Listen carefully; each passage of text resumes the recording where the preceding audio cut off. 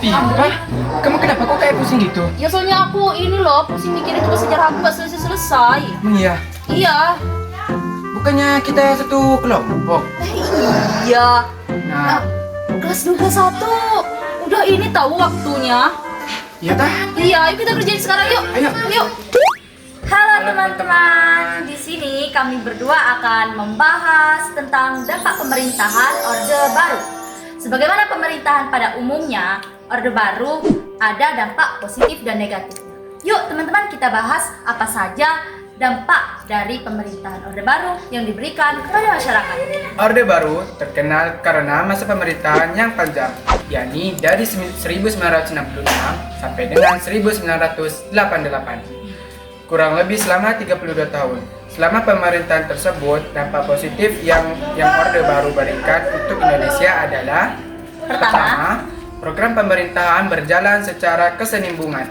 Misalnya, program Pelita atau pembangunan 5 tahun, Pelita berjalan secara terus-menerus dari Pelita 1 sampai Pelita 4. Hasilnya pun bisa dirasakan secara signifikan oleh masyarakat. Yang kedua, pertanian pada masa pemerintahan Orde Baru terus meningkat karena adanya swasembada. Dan pada saat itu petani merasakan kesejahteraan sehingga angka kemiskinan pun menurun. Yang ketiga, Penyebaran puskesmas di seluruh Indonesia sehingga masyarakat bisa menjangkau pelayanan kesehatan dengan lebih mudah. dan yang keempat, diadakannya pemilu selama 6 kali di masa pemerintahan Orde Baru. Yang kelima, pembentukan organisasi ASEAN dan kerjasama yang meningkat antara anggota ASEAN, baik di bidang pendidikan, ekonomi, sosial, dan hingga pasar bebas. Selanjutnya adalah dampak negatifnya. Pemerintahan Orde Baru bukan berarti tidak memiliki kekurangan. Selama memerintah, Orde Baru juga menerapkan kebijakan yang merugikan masyarakat dan juga negara. Di antaranya adalah pemerintahan pada saat itu memiliki sifat yang otoriter.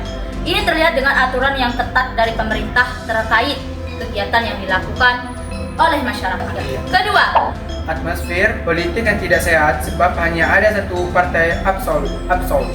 Partai lainnya hanya menjadi tambahan saja agar Indonesia terlihat seperti negara demokrasi. Dan yang ketiga, rakyat tidak bisa memilih presiden yang mereka sukai, sebab perwakilan rakyat yang dicanangkan pemerintahannya lambang saja.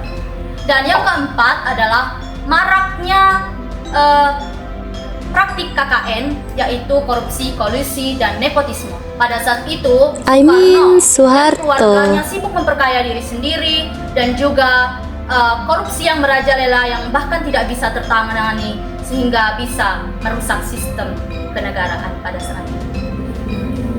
Oke teman-teman, itu tadi adalah penjelasan kami mengenai dampak dari pemerintahan Orde Baru, baik dampak negatif dan juga dampak positifnya. Jika ada kesalahan dan kekurangan, kami memohon maaf sebesar-besarnya.